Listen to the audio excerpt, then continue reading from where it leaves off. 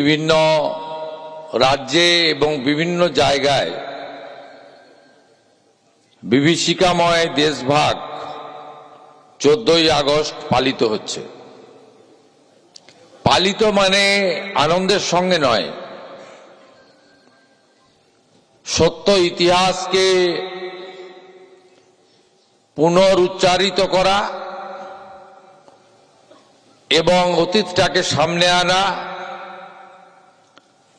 আর ভবিষ্যৎ যে সতর্কতা নেওয়া দরকার সেই সতর্কতা নেওয়ার ক্ষেত্রে অঙ্গীকারবদ্ধ হওয়া।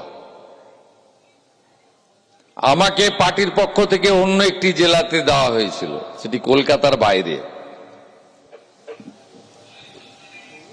এবং আমাদের কনভেনশন সেন্টারেও রাজ্য স্তরের একটি প্রোগ্রাম হচ্ছে যেখানে গজেন্দ্র সিং শেখাওয়াত জি এসছেন, সেখানেও থাকার কথা বলা হয়েছিল। তো আমি নিজে উত্তর কলকাতাকে বেছে নিয়েছি,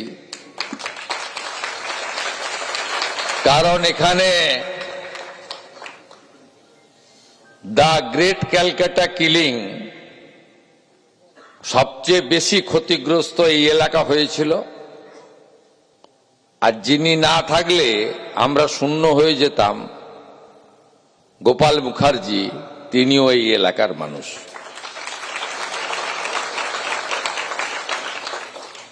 আমি উত্তর কলকাতা জেলার সভাপতি ভাতৃপ্রতিম তরুণ নেতা তমগ্ন ঘোষকে ধন্যবাদ জানাবো।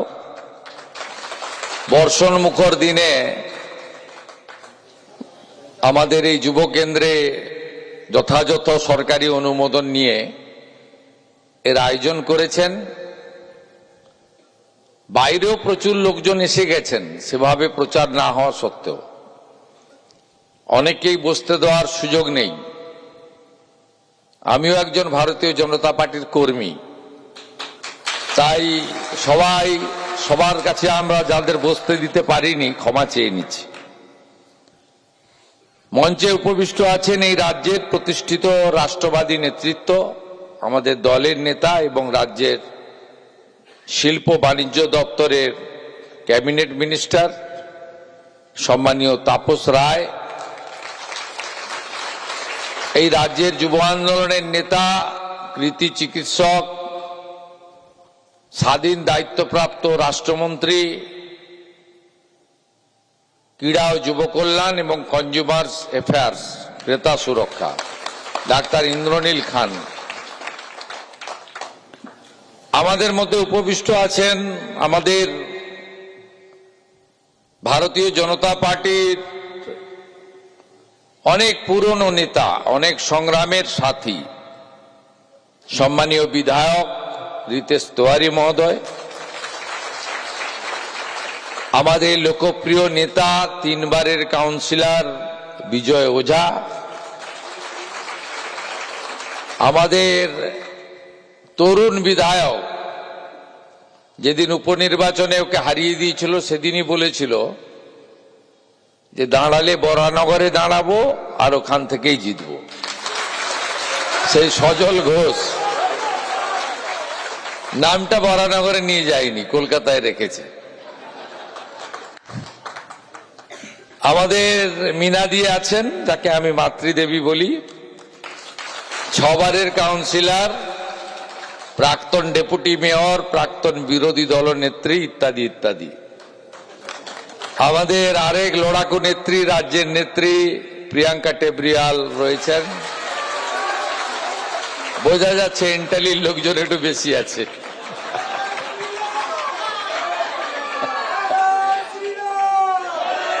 আমাদের এই নির্বাচনের আগে এসে দলকে শক্তিশালী করেছেন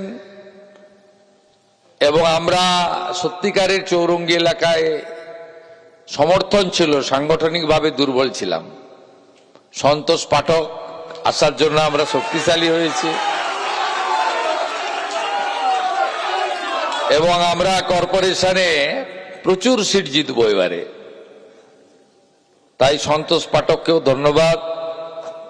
রাজ্য থেকে আয়োজন কেমন হয়েছে, ঠিকঠাক হয়েছে কিনা এটা দেখার জন্য শ্রমিক দা এবং অমিতাভ চক্রবর্তী একজন ওয়াচার পাঠিয়েছেন, তার নাম তাপস মিত্র। তিনি লিখে নিয়ে যাবেন এত সংখ্যা হয়েছে, এত লোক হয়েছে, ইত্যাদি ইত্যাদি। আমাদের নিচে জায়গা নেই, নিচে বসে আছেন মাহফুজা খাতুন মহোদয়া, রাষ্ট্রবাদী নেত্রী, অর্চনাদি, অনেক প্রবীণ নেতারা আছেন। আমি নাম বললে আর একটু সময় চলে যাবে। সকলেই বললেন, যারা আগে বলেছেন, তাপসদাও বললেন, অলসো বলছে না মুখ্যমন্ত্রী এসছেন, আপনি বলুন। আমি এখান থেকে মহারানা প্রতাপ উদ্যান নবরূপে সজ্জিত করা হয়েছে, কারণ এরা তো সব ভুলিয়ে দিয়েছিল। শিবাজি মহারাজ, মহারানা প্রতাপ, স্বামী বিবেকানন্দ, ডক্টর শ্যামাপ্রসাদ মুখার্জি, গোপাল মুখোপাধ্যায়, ক্ষুদিরাম বসু, সবকে ভুলিয়ে দিয়েছিল। আমি ওখানে যাব, অপেক্ষা করছেন সেখানে। তারপরে দক্ষিণ কলকাতা জেলা বিজেপি, তাদেরকেও খুশি করতে হবে, কারণ যখন কেউ ডাকতো না, তারা আমাকে ডাকতো ভারত মাতার পুজোতে। এবারে ভারত মাতার পুজোর উদ্বোধন আছে ঢাকুরিয়ার কাছে, সেখানে যেতে হবে।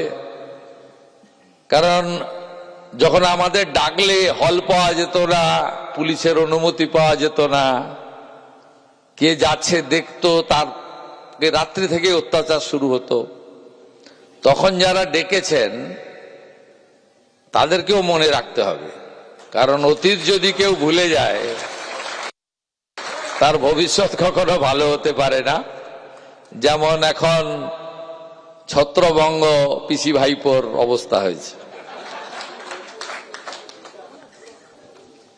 আজকের বিষয়বস্তু বিভীষিকাময় দেশভাগ। আপনাদের আমি স্মরণ করিয়ে দিতে চাই, মোহাম্মদ আলী জিন্নার নেতৃত্বে মুসলিম লীগ, তারা ভারতবর্ষকে বিভাজিত করার নামে দুটো বড় হিন্দু গণহত্যা সংগঠিত করেছিল। একটি ওপার বঙ্গ, আজকের বাংলাদেশ, নোয়াখালী হিন্দু গণহত্যা কোজাগরী লক্ষ্মী পুজোর দিনে। আরেকটা এপারে 1946 16ই August, the great Calcutta killing ঘোষণা করে তদানীন্তন যারা রাষ্ট্রবাদী মানুষরা ছিলেন, এবং কংগ্রেসের মধ্যেও একটা বড় অংশ ছিল, বিশেষ করে বাংলার, তারাও তদানীন্তন ভেবেছিলেন ক্ষমতার লোভে কংগ্রেসের যে অংশ কার্যত মুসলিম লীগের কাছে আত্মসমর্পণ করেছিল, দ্য গ্রেট ক্যালকাটা কিলিং এবং নোয়াখালী হিন্দু গণহত্যার পরে দ্বিজাতি তত্ত্বের ভিত্তিতে দেশভাগ হবে না, এটাই সবাই ধরে নিয়েছিল। কিন্তু ক্ষমতার লোভে দেশভাগ হয়েছে, এবং এই বিভাজনে তার পরিণতি আজকে যদি আমরা স্বাধীনতার 8 দশক পরে বিশ্লেষণ এবং মূল্যায়ন করি, তাহলে দেখব অভিজ্ঞতা সুখকর হয়নি।